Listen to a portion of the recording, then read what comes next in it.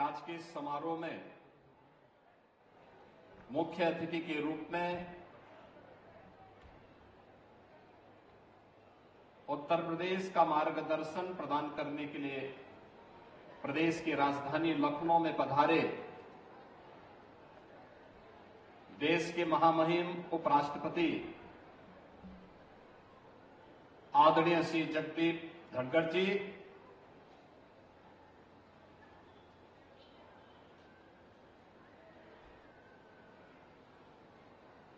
आदरणीय उपराष्ट्रपति जी के साथ पधारे आदरणीय श्रीमती उपराष्ट्रपति डॉक्टर सुदेव धनखड़ जी, प्रदेश की माननीय राज्यपाल आदरणीय श्रीमती आनंदीबेन पटेल जी, उत्तर प्रदेश सरकार में मंत्रिमंडल के मेरे सहयोगी, प्रदेश के पर्यटन और संस्कृति मंत्री श्री जयवीर सिंह जी, सूक्ष्म लघु मध्यम उद्यम विभाग के मंत्री श्री राकेश सचान जी, माननीय सांसद डॉक्टर दिनेश शर्मा जी, श्री संजय सेठ जी, माननीय विधायकगण डॉक्टर राजेश्वर सिंह जी, श्रीमती जयदेवी जी, श्री योगेश शुक्ला जी, विधान परिषद सदस्य मुकेश शर्मा जी, रामचंद्र प्रधान जी, उमेश चंद द्विवेदी जी, प्रदेश के मुख्य सचिव श्री मनोज कुमार सिंह जी, आज के इस कार्यक्रम में उपस्थित सभी महानुभाव, उत्तर प्रदेश गौरव सम्मान से जिन विभूतियों को सम्मानित किया जा रहा है, ऐसी सभी विभूतियां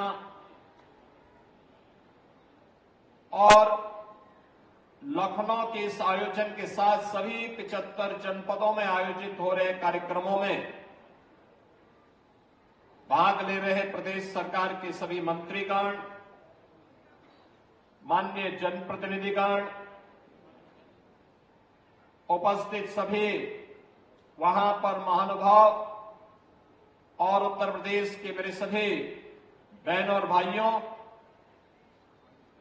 प्रदेश के इस मुख्य समारोह में मैं देश के महामहिम उपराष्ट्रपति आदरणीय श्री जगदीप धनखड़ जी का और आप सभी मंचस्थ अतिथियों का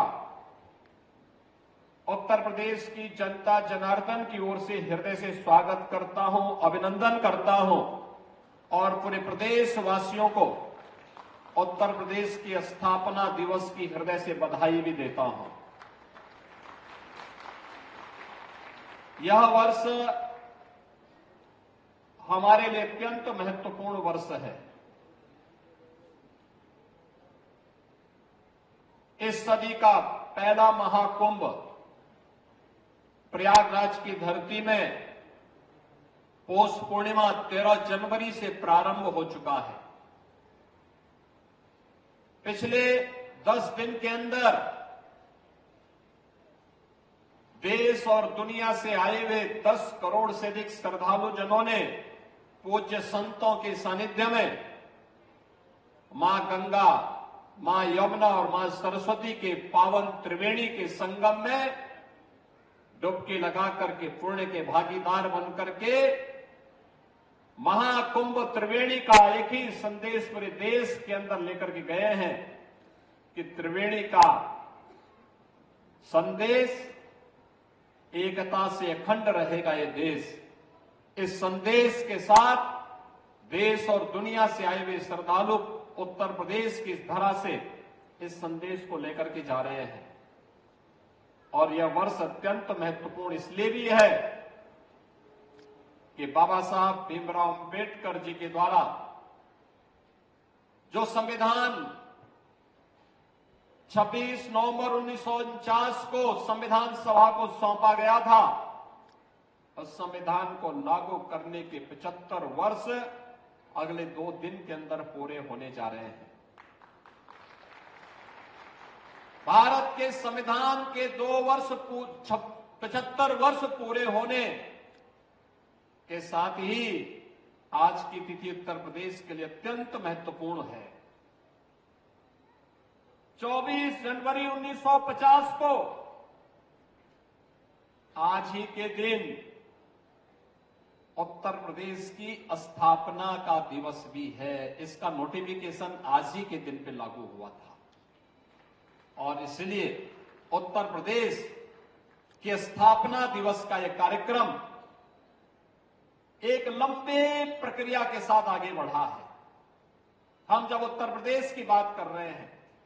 आज उत्तर प्रदेश अनलिमिटेड पोटेंशियल का प्रदेश बन गया है। लेकिन उत्तर प्रदेश अतीत में ऐसे नहीं था। इसके बारे में कहते हैं कि 1775 से 1833 तक यह फोर्ट विलियम यानी बंगाल के अधीन था। 1834 में से बंगाल से अलग करके आगरा प्रेसिडेंसी के अधीन, जिसका मुख्यालय तत्कालीन इलाहाबाद था, कर दिया गया। 1836 में इसका नाम पड़ा नॉर्थ वेस्टर्न प्रोविंसेस और 1856 में अवध का अधिग्रहण होने के बाद इसका नाम पड़ा north western provinces and Awadh. 1902 में यही United provinces of Agra and Awadh के रूप में इसका नाम पड़ा। 1937 में यूनाइटेड प्रोविंसेस पड़ा। 1949 में यूनाइटेड प्रोविंसेस में जब रामपुर जनपद जो टिहरी गढ़वाल के अधीन था और वाराणसी, यह दोनों जब उत्तर प्रदेश के अंदर शामिल हुए, यूनाइटेड प्रोविंस के अंदर शामिल हुए, तो 24 जनवरी 1950 को इसका नाम पड़ा उत्तर प्रदेश। और उत्तर प्रदेश की यात्रा जिसके साथ आज हम सब चल रहे हैं, एक गौरवशाली यात्रा, उसी का फल है। स्वतंत्र भारत में हमारी स्थापना का शुभारंभ होता है। आज का उत्तर प्रदेश इस रूप में हम सबको देखने को मिलता है और आदरणीय प्रधानमंत्री जी की प्रेरणा से 2018 में तत्कालीन राज्यपाल आदरणीय श्री राम नाईक जी की प्रेरणा और मार्गदर्शन में हम लोगों ने पहला उत्तर प्रदेश दिवस उत्तर प्रदेश के अंदर आयोजित किया और आज उत्तर प्रदेश का यह 7वां संस्करण आयोजित होने का और स्थापना के 75 वर्ष पूरा कर रहा है। इस अवसर पर उत्तर प्रदेश के आज के समारोह के मैं माननीय मुख्य अतिथि, अन्य सभी सम्मानित अतिथियों का हृदय से स्वागत करता हूं और उत्तर प्रदेश वासियों को इसकी हृदय से बधाई भी देता हूं। बहनों और भाइयों, पिछले 7 वर्ष के कालखंड के दौरान उत्तर प्रदेश ने अलग अलग दिवस के अंदर अलग अलग योजनाओं को यहां शुभारंभ किया। पहले स्थापना दिवस के अंदर ही उत्तर प्रदेश ने अपनी परंपरागत उद्यम को 1 डिस्ट्रिक्ट 1 प्रोडक्ट की योजना यहीं पे लागू की थी। दूसरे स्थापना दिवस में उत्तर प्रदेश ने विश्वकर्मा श्रम सम्मान की योजना लागू की थी। अलग अलग स्थापना दिवस के अंदर अलग अलग कार्यक्रम को आगे बढ़ाते हुए आज जब उत्तर प्रदेश के स्थापना दिवस के कार्यक्रम में महामहिम उपराष्ट्रपति जी का आगमन हुआ है, तो इस अवसर पर जब 75 वर्ष पूरे होने जा रहे हैं, हो चुके हैं उत्तर प्रदेश के, तो इस अवसर पर उत्तर प्रदेश की एक नई स्कीम को, युवा उद्यमी की स्कीम को आज हम उपराष्ट्रपति जी के कर कमलों से प्रारंभ करने जा रहे हैं, जो उत्तर प्रदेश के युवाओं को एक नए उद्यमी बना करके उत्तर प्रदेश को उद्यमी प्रदेश के रूप में स्थापित करने में मील का पत्थर साबित होगा। यह एक नए कार्यक्रम का शुभारंभ इस अवसर पर हम लोग करने जा रहे हैं। मुझे बताते हुए गौरव की अनुभूति हो रही है कि पिछले 8 वर्ष के अंदर आदरणीय प्रधानमंत्री जी के मार्गदर्शन और नेतृत्व में उत्तर प्रदेश ने अपनी विरासत का संरक्षण करते हुए, अपनी आध्यात्मिक विरासत को आगे बढ़ाते हुए देश के अंदर टूरिज्म के सबसे बेहतरीन डेस्टिनेशन के रूप में अपने आप को स्थापित किया है।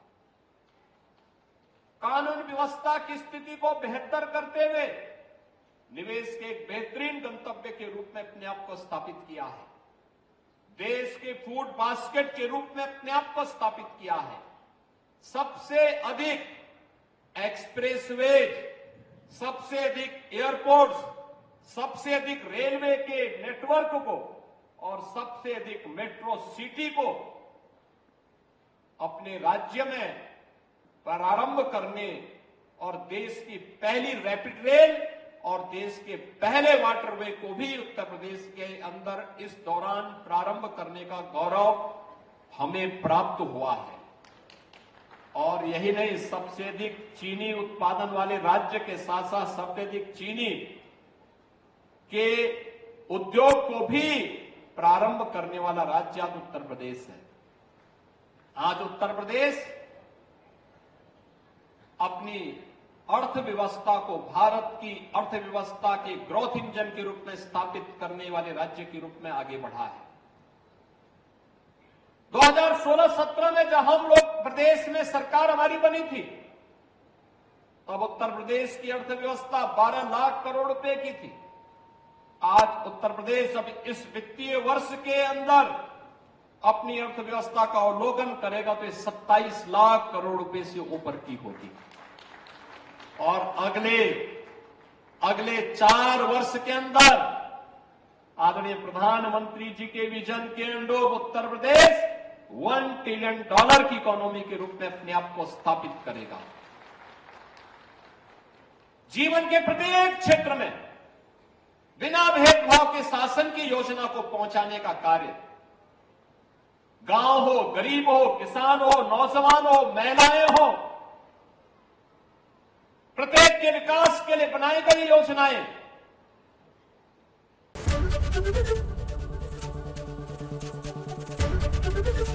एबीपी गंगा, खबर आपकी, जुबान आपकी।